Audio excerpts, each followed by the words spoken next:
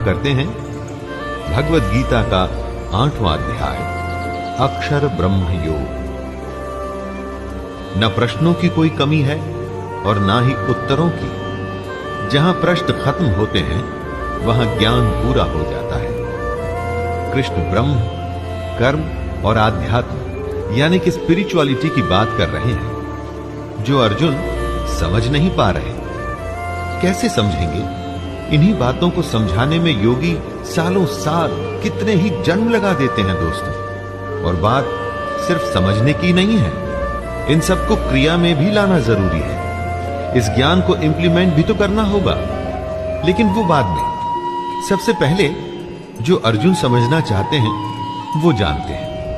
अर्जुन कृष्ण से पूछते हैं, हे पुरुषोत्तम, वह ब्रह्म क्या है? आध्यात्म क्या है? कर्म क्या है? अधिभूत नाम से क्या कहा गया है? और अधिदैव किसको कहते हैं? अपने सवालों की श्रृंखला को बढ़ाते हुए अर्जुन पूछते हैं, हे मधुसूदन, यहां अधियज्ञ कौन है और वह इस शरीर में कैसे है? तथा युक्त चित्त वाले पुरुषों द्वारा अंत समय में आप किस प्रकार जानने में आते हैं? दोस्तों, अर्जुन ये जानना चाहते हैं कि जो पुरुष अपने चित्त, अपने मन को संयम में ले आते हैं। अर्जुन के सवालों का उत्तर कृष्ण देना शुरू करते हैं। सबसे पहले वो बताते हैं कि ब्रह्म क्या है। ब्रह्म है परम अक्षर। अक्षर का अर्थ होता है अक्षय, यानी कि जो खत्म ना हो, जिसका नाश नहीं होता। उसके बाद कृष्ण आध्यात्म की परिभाषा बतलाते हैं। अपनी आत्मा के स्वरूप को जानना ही आध्यात्म है। और फिर कृष्ण बताते हैं कि कर्म क्या है। भूतों के भाव को उत्पन्न करने वाला जो त्याग है वह कर्म नाम से कहा गया है। हमारे अंदर हमारे स्वभाव की वजह से अलग अलग इच्छाएं पैदा होती हैं दोस्तों। इन इच्छाओं के त्याग को ही कर्म कहते हैं। इसे आप कर्म की फिलॉसॉफिकल एक्सप्लेनेशन की तरह भी समझ सकते हैं। प्रश्नों का उत्तर देते हुए इस श्लोक में बताते हैं कि अधिभूत, अधिदेव और अधियज्ञ क्या है।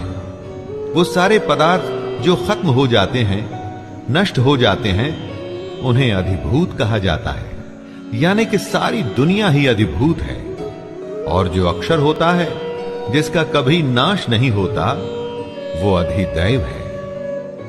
कृष्ण कहते हैं, हे देहधारियों में श्रेष्ठ अर्जुन, इस शरीर में मैं वासुदेव ही अंतर्यामी रूप से अधियज्ञ हूं।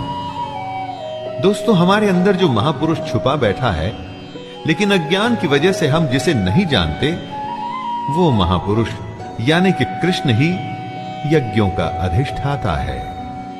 कृष्ण मन में कृष्ण को बसा के बस अपना कर्म, अपना कर्तव्य निभाना है, ये कहा है कृष्ण ने। जो ऐसा करता है उसे कृष्ण प्राप्त होते हैं और वो कृष्ण को प्राप्त होता है। अर्जुन ने सवाल किया था कि अंत समय में जो आपको याद करते हैं, उनको आप कैसे समझ में आते हैं? उसी का उत्तर देते हुए कृष्ण कहते हैं कि जो पुरुष अंत काल में भी मुझको ही स्मरण करता हुआ शरीर को त्याग कर जाता है, वो मेरे साक्षात स्वरूप को प्राप्त होता है। इसमें कुछ भी संशय नहीं है।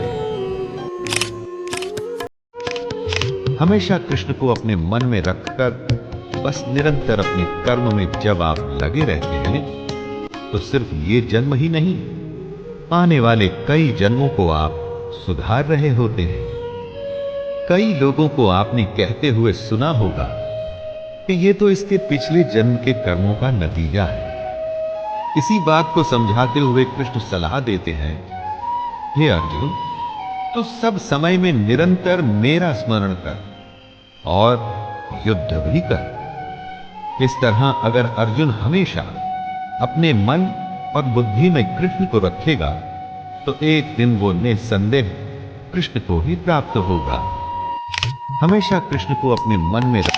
कृष्ण अभ्यास यानी प्रैक्टिस को बहुत बड़ा मानते हैं। इसीलिए वो कहते हैं कि योग आसान नहीं, उसका अभ्यास करना पड़ता है। और योग करते हुए यह भी ध्यान रखना पड़ता है कि आपका चित्त कहीं श्री कृष्ण से हटकर किसी दूसरी ओर न जाए।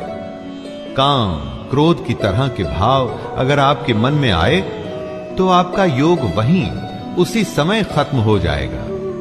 फिर आप अपना कर्म, अपने कर्तव्य को नहीं निभा पाएंगे।